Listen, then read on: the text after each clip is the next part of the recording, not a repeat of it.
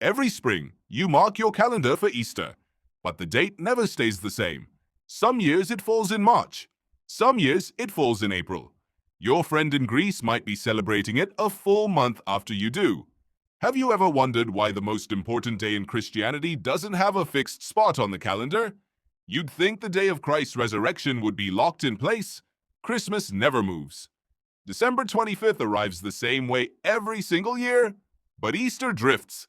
It slides across 5 weeks of the calendar like it's avoiding commitment, and the reason goes back further than you might expect. It goes back to the moon. Easter isn't tied to the sun. It's tied to the moon and to an ancient argument that split the early church for centuries. Here's the basic rule you're working with, whether you've ever heard it spelled out or not. Easter falls on the first Sunday after the first full moon following the spring equinox. Read that again. It's not a fixed date. It's a formula.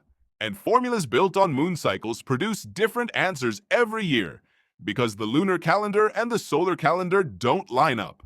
Your calendar today runs on the sun, 365 days, give or take a leap year. But the earliest Christians didn't think in those terms alone. They thought in terms of Passover. Jesus was crucified during Passover. The Gospels are explicit about this. Passover was calculated using a lunar calendar, one tied to the Hebrew tradition of marking months by the phases of the moon rather than a fixed solar count. So the first generations of Christians tied the resurrection to Passover's placement in the sky, not to a specific day carved into stone. But not everyone agreed on how to calculate that placement. And this is where the real drama begins. In the 2nd century, a fierce disagreement broke out among Christian communities. Some churches, especially in Asia Minor, insisted on celebrating the resurrection on the 14th day of the Jewish month of Nisan, no matter what day of the week that happened to fall on. These Christians became known as Quartodecimans, from the Latin word for 14th. Other churches, particularly in Rome, insisted the celebration always had to land on a Sunday, the day of resurrection itself, regardless of the Jewish calendar date. Picture that for a moment. Entire Christian communities, separated by geography, celebrating the most sacred day of their faith on completely different days, sometimes weeks apart. It wasn't just an academic disagreement either. Church historian Eusebius records that tensions grew so severe that a Roman bishop named Victor briefly threatened to excommunicate the churches of Asia Minor over the dispute in the late 2nd century. Excommunication over a calendar date. That should tell you how seriously the early church took this question. It wasn't decoration, it was identity. The disagreement simmered for over a century until Emperor Constantine stepped in. In 325 AD, he convened the Council of Nicaea, the same council that produced the Nicene Creed you may have recited in church without realizing its full historical weight. Fixing the Easter dispute was one of the council's central goals, right alongside settling theological debates about the nature of Christ. The bishops at Nicaea agreed Easter should be celebrated on a Sunday, independent of the Jewish calendar, and that it should be the same Sunday across the entire Christian world.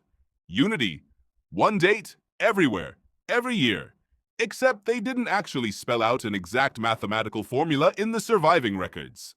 That decision got worked out over the following decades by astronomers and church scholars trying to translate a theological principle into a workable calendar system. This became known as the science of Computus, literally computation in Latin, and it consumed some of the sharpest minds of the early medieval world. One of the most influential figures in this effort was the English monk known as the Venerable Bede, writing in the early 8th century. Bede produced detailed treatises on how to calculate Easter's date using lunar cycles, correcting errors that had crept into earlier calculation tables. His work became a standard reference across medieval Europe for centuries. A monk sitting in a monastery in Northumbria, doing the math that would determine when millions of people celebrated the resurrection. So here's your formula, refined over centuries. Find the spring equinox, fixed by church tradition as March 21st, regardless of what an astronomer's telescope says. Find the first full moon after that date, calculated using a set of ecclesiastical tables rather than direct lunar observation. Then find the first Sunday after that full moon. That's Easter. Every step of that formula depends on something that moves. Full moons aren't evenly spaced against a solar calendar. Some years the full moon lands right after the equinox. Other years it lands nearly a month later. That single variable is why Easter can fall as early as March 22nd or as late as April 25th. Now here's where it gets even more complicated. And this part surprises almost everyone. You might celebrate Easter on a completely different day than a Christian in Russia or Greece. Not because you disagree about theology, because of the calendar itself. In 1582, Pope Gregory XIII introduced the Gregorian calendar to correct drift that had built up in the older Julian calendar over more than 1,000 years. Western churches adopted it. Eastern Orthodox churches largely did not, continuing to calculate their religious dates using the older Julian system. That single divergence means Eastern and Western churches often land on different Easter Sundays entirely, sometimes weeks apart, even though they're using the exact same underlying formula from Nicaea. Two churches, one shared council, one shared decision made 17 centuries ago, and still two different dates on the modern calendar. The moon didn't cause that split. A calendar reform did. Think about what this means for your own experience of faith. You've probably never thought twice about why Easter moves. You just check the calendar each year and adjust your plans. But underneath that simple act is a debate that consumed bishops, provoked threats of excommunication, occupied a medieval monk's entire scholarly career, and eventually became tangled up with calendar reform politics in Renaissance Europe. That's not a footnote. That's the story of a faith working out, generation after generation, what it means to mark sacred time together.